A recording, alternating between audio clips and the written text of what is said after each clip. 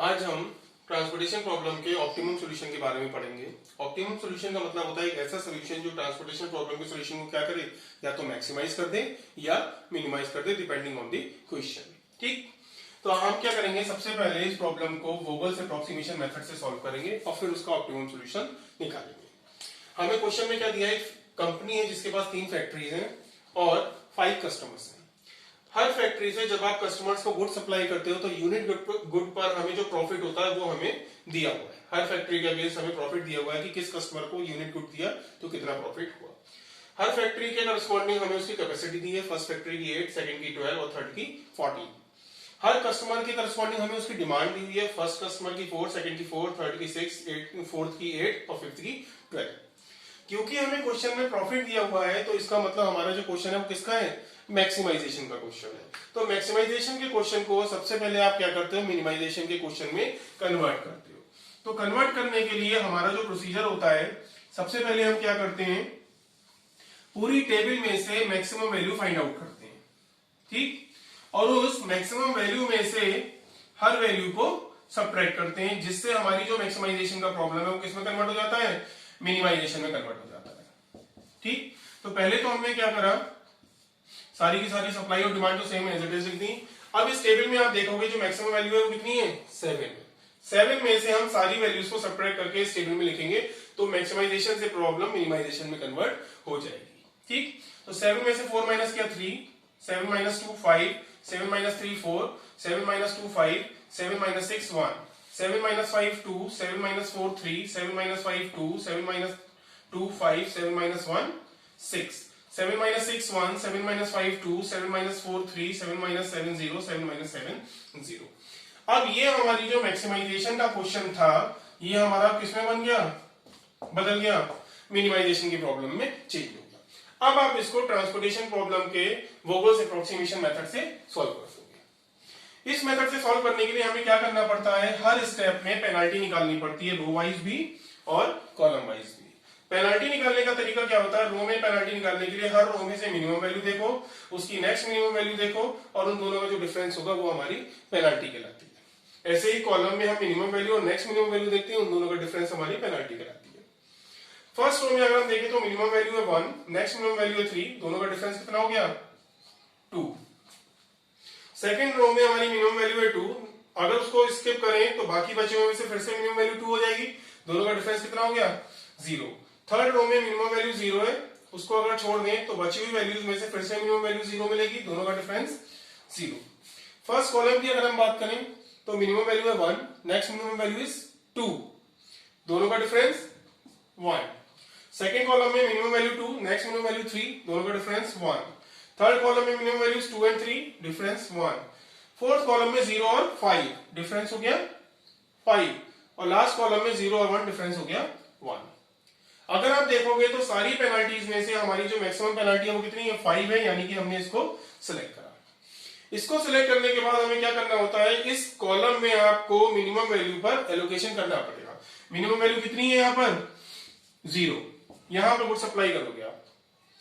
यहां good supply करने के लिए डिमांड है 8 और सप्लाई कितनी है 14, तो हमने यहां पर 8 गुड्स सप्लाई कर दिए।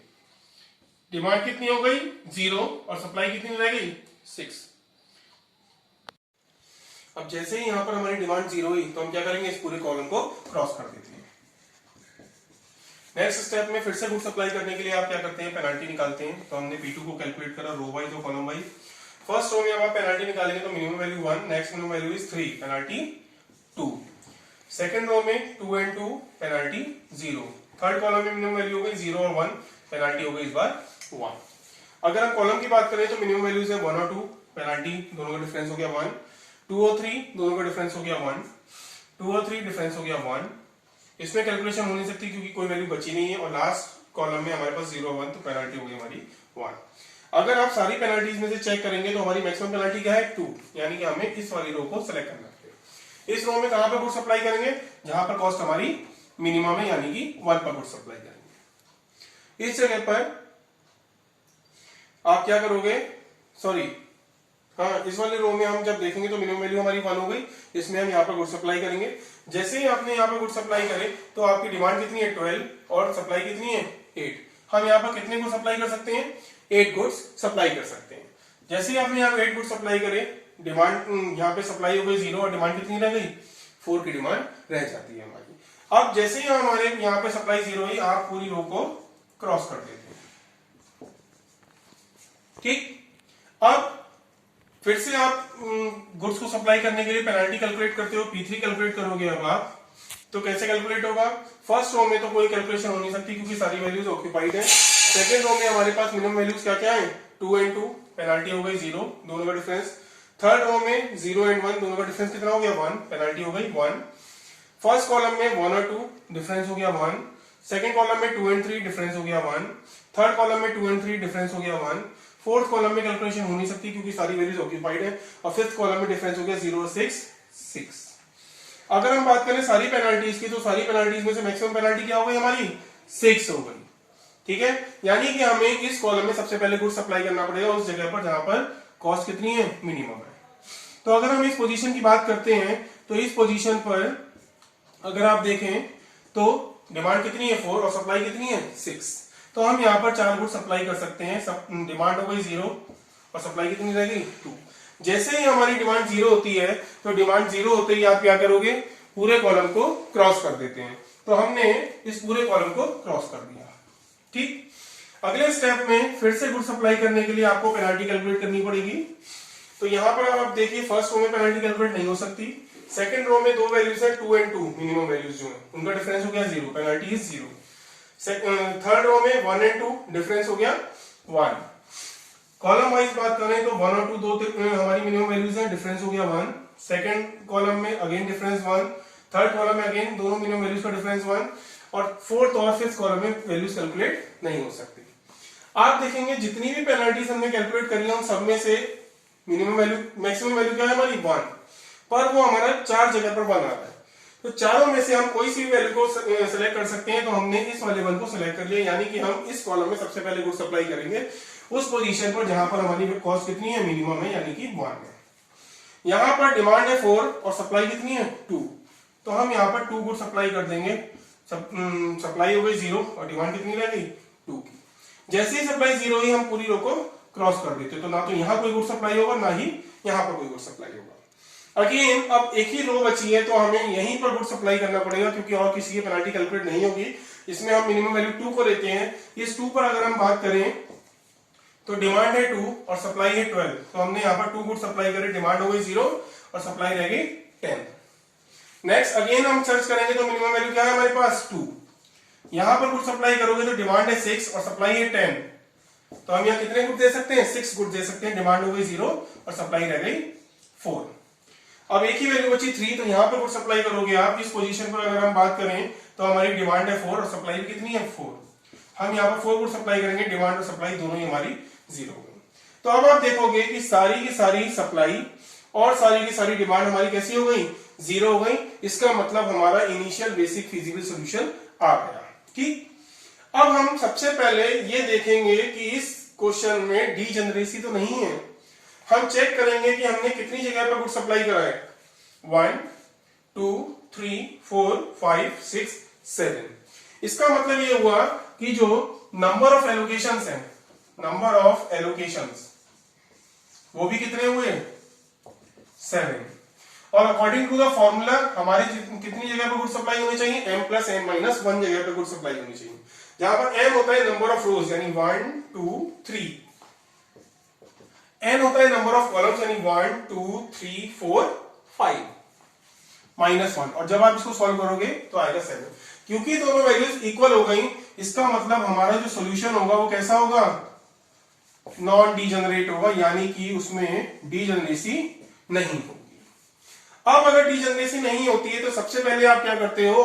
मोदी मेथड इसमें अप्लाई करने के लिए सबसे पहले हम क्या लगाते हैं? हर रो और कॉलम के लिए आप u और v कैलकुलेट करते हो। ठीक, तो सबसे पहले हम क्या करेंगे? जहां जहां पर गुड सप्लाई कर रहे हैं उनकी वैल्यूज वहां पर लिख देंगे। तो इसमें हमारे पास 3 रो हैं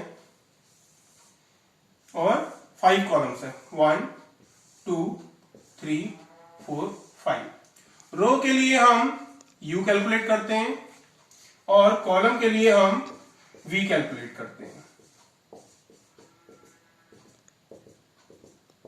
ठीक। गुड्स हमारे जहां जहां सप्लाई हुए वो वैल्यूज हम लिख लेंगे 1 2 3 2 एंड 1 0 0 1 0 0। तो जिन जगह पर गुड्स सप्लाई होते हैं यानी कि ऑक्यूपाइड सेल्स होती हैं उनके लिए हम यू और वी कैलकुलेट करते हैं। कैसे करते हैं? फर्स्ट रो में आप देखो एक जगह गुड सप्लाई हुआ है, सेकंड रो में 3 जगह गुड सप्लाई हुए हैं, थर्ड रो में भी 3 जगह गुड सप्लाई हुए हैं। फर्स्ट कॉलम में 2 जगह गुड सप्लाई हुए हैं, सेकंड में 1, थर्ड में 1 जगह, फोर्थ में 1 जगह, फिफ्थ में 2 जगह। तो सबसे ज्यादा हमारे सेकंड और थर्ड रो में गुड सप्लाई हुए 3 जगह पर। इन दोनों में से किसी भी एक की वैल्यू को 0 लेते हैं तो हम सेकंड रो में यानी कि U2 की वैल्यू को 0 लेते हैं। अब इसकी हेल्प से बाकी वैल्यूज हम कैलकुलेट करेंगे। कैसे?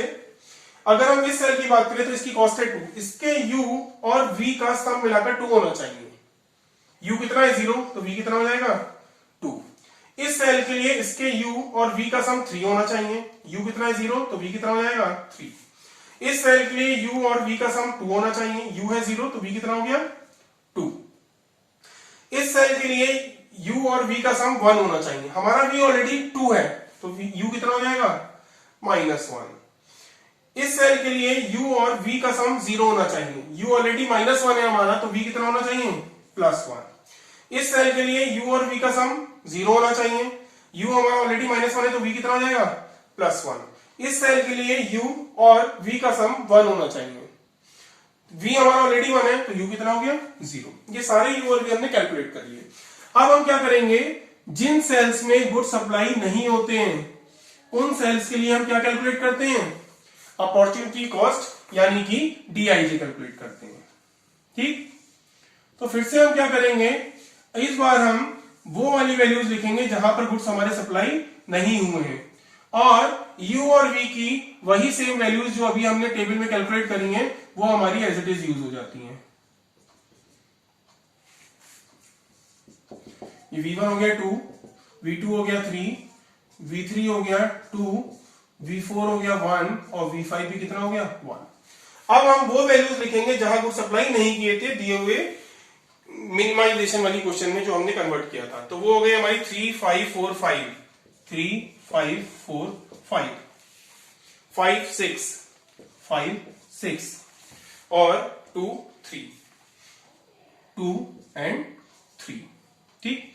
ये हम थोड़ा सा साइड में लिखेंगे क्योंकि यहां पर हमें DIJ को कैलकुलेट करना होगा इन्हीं सेल्स के अंदर।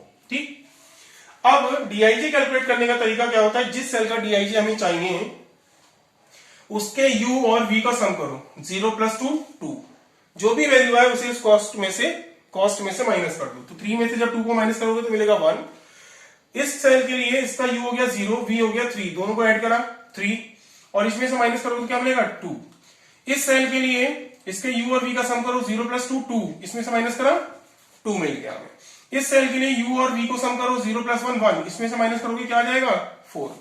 इस सेल के लिए U और V का सम करो हो गया 0 + 1 1, इसमें से माइनस करा आ गया 4। इस सेल के लिए U और V का सम करा 0 1 1, इसमें से माइनस किया क्या आया 5। इस सेल के लिए U हो गया -1 और V हो गया -3, दोनों को प्लस करो हो गया 2 और 2 में से जब उसको माइनस करोगे तो आएगा 0। इस सेल के लिए U और V का सम करो -1 और 2 हो गया 1, जब इसमें से माइनस करोगे तो हो जाएगा 2। तो अब आप देखेंगे क्योंकि सारे के सारे DIJ हमारे कैसे आ गए > 0, इसका मतलब ऑप्टिमलिटी हमारी होल्ड हो गई। ठीक। अब हमारा जो ऑप्टिमम सॉल्यूशन होगा, ऑप्टिमम सॉल्यूशन का मतलब हो गया हमारा जो मैक्सिमम प्रॉफिट होगा। मैक्सिमम प्रॉफिट वो कैसे कैलकुलेट होगा? हमने जो सॉल्यूशन निकाला था यानी कि ये, इसमें जहां जहां पर हमने गुड सप्लाई करे थे उनकी मल्टीप्लाई आप किससे करोगे? इन कॉस्ट से नहीं करोगे। दिए हुए क्वेश्चन में उस प्लेस पर जो प्रॉफिट दिया हुआ है उनसे कैलकुलेट करोगे क्योंकि हमें मैक्सिमम प्रॉफिट चाहिए। तो अगर हम इस पोजीशन पर देखें तो हमने 8 गुड सप्लाई करे थे और प्रॉफिट कितना था हर गुड पर 6, तो टोटल प्रॉफिट कितना हो गया 8 6 48। इस पोजीशन की बात करें तो यहाँ पर 2 गुड सप्लाई हुए और हर एक पे प्रॉफिट कितना था 5, तो टोटल कितना हो गया 5 2 10। इस पोजीशन के लिए 4 गुड सप्लाई करें और एक पर प्रॉफिट था 4, तो टोटल प्रॉफिट कितना हो गया 4 4 16। यहां पर 6 गुड सप्लाई करें और प्रॉफिट कितना था हर एक पर ₹5, तो 6 5 30। इस पोजीशन की अगर हम बात करें तो यहां पर 2 गुड सप्लाई हुए और एक पे प्रॉफिट था 6, तो 6 2 जा 12। और अगर हम इस पोजीशन की बात करें तो यहां पर 8 गुड सप्लाई करें एट द रेट ऑफ ₹7, तो 8 7 जा 56। यहां पर हमने 4 गुड सप्लाई करे और हर एक पे प्रॉफिट था 7, तो 7 4 जा 28। अब हम इन सबको सप्लाई ऐड करेंगे तो हमें टोटल हमें यहां पर प्रॉफिट मिल जाएगा। ऐड करते हैं 8 और 6 14, 15 16 और 6 22, 22 और 8, ये हो गया हमारा 8 और 6 14, 15 16, 16 और 6 22, 22 और 8 30, 0 हो गया, कैरी 3, 2 और 3 5, 5 और 5 10, 11, 11 और 3 14, 15 16, 16 और 4 20। तो ये टोटल हमारा जो इस क्वेश्चन का प्रॉफिट आया वो कितना आ गया, ₹200। तो ये हमारा ऑप्टिमम सॉल्यूशन है इस दी हुई मैक्सिमाइजेशन की ट्रांसपोर्टेशन प्रॉब्लम का। Thank you.